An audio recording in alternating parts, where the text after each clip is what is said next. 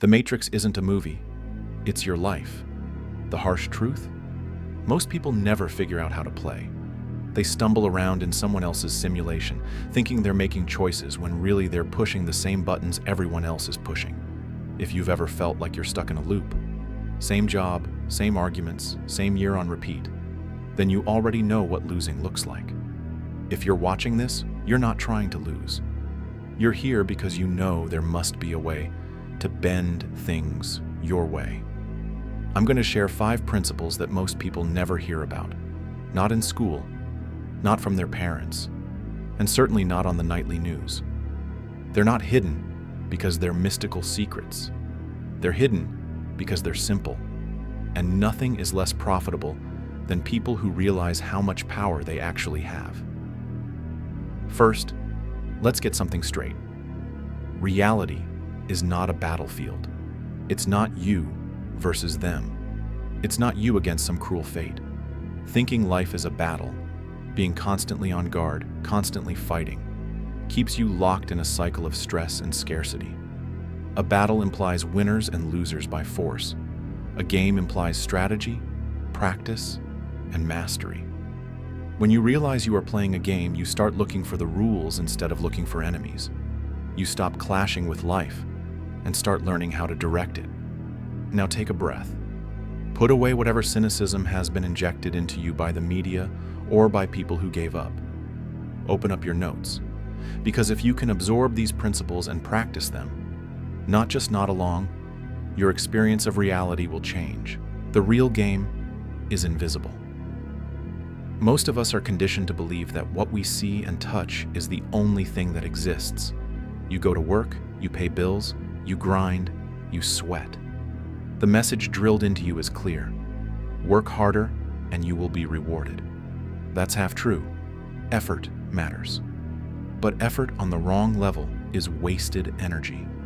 Imagine reality like a stage play. The physical world, the jobs, the bills, the workouts, the bank account, is the set and the props. You can change the props around endlessly, but if the script isn't rewritten, the plot will always return to the same beat. The mental and spiritual realms are the writer's room. They are where the script is drafted, and they're where real change originates. The physical is the effect. The mental, spiritual is the cause. Let's break it down. There are at least 3 planes you can think about: physical, mental, and what you might call energetic or spiritual. The physical plane is where you see the results. The mental plane is where your habitual thoughts, assumptions, and stories live. The energetic plane is where your emotions and convictions charge those thoughts with power. When you try to change your life by only changing your actions, while your mind and emotions are wired for scarcity, you're literally painting over rust. It looks fresh for a second, but the corrosion bleeds back through. People who fail year after year often chalk it up to bad luck or unfair systems. People who succeed consistently know that thoughts are patterns of energy, and energy precedes matter. They work more on shifting their internal stance than on hustling harder. Hard work becomes effective when it flows from a mindset already tuned to the result. In practical terms, if you act rich but still feel poor, your mind will sabotage the actions. If you act healthy but still identify as out of shape, the couch will call you back. Stop trying to hack effects. Go to the cause. Here's a mind bender. There is no universal truth in your personal reality, except the truth you accept. Your subconscious mind does not care about objectivity. It cares about what you feed it repeatedly with feeling. Every "I can't" that you rehearse is a brick in a wall you're building around yourself.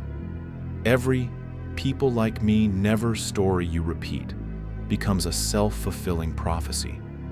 Consider how many of your facts are really inherited scripts.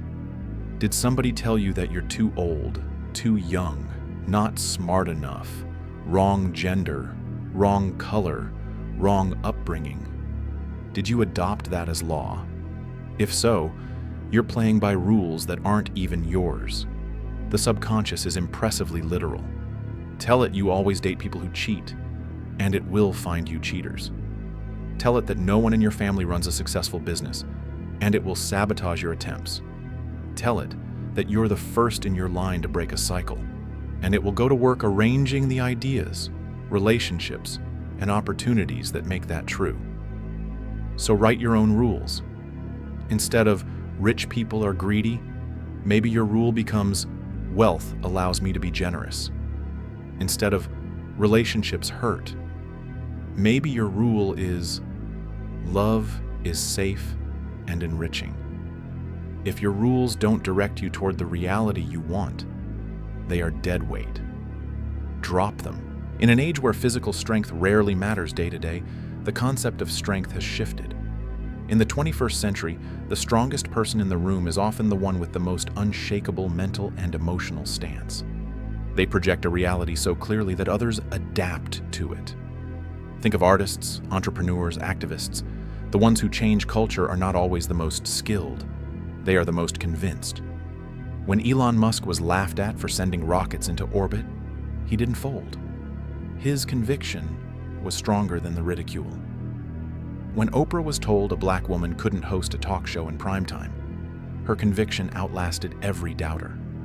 Their frequency was dominant because they refused to calibrate to the prevailing disbelief.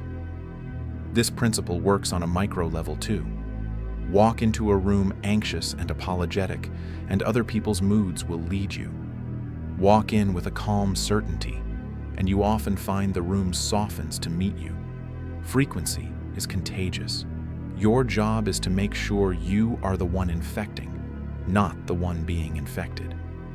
The universe doesn't reward niceness, it mirrors alignment. This one rubs people the wrong way at first, but sit with it.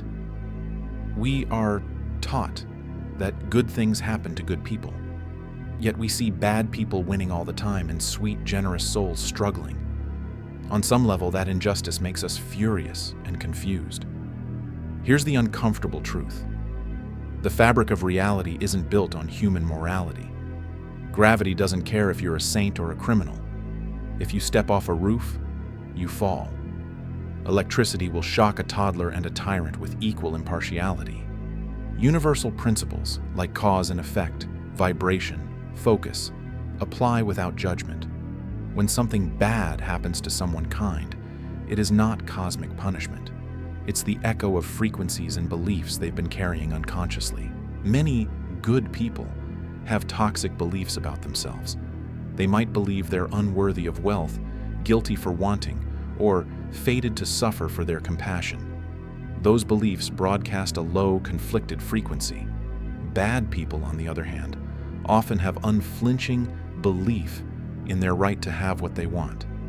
They may be ruthless in other ways, but they align energetically with success, so success comes. The solution is not to become callous. It's to stop linking your worthiness to self-denial. Cultivate a strong, healthy self-concept. Own your desire to thrive without guilt. Recognize that abundance doesn't corrupt you. It amplifies who you already are. Realign your beliefs to support the life you envision. The universe doesn't respond to your moral report card. It responds to your coherence. You are free to ignore these principles, to nod and go back to your comfort zone. But if you've watched this far, something in you is ready to test them. Take one rule at a time. Observe how your life responds. The game isn't rigged against you. It's rigged in favor of those who remember how to play.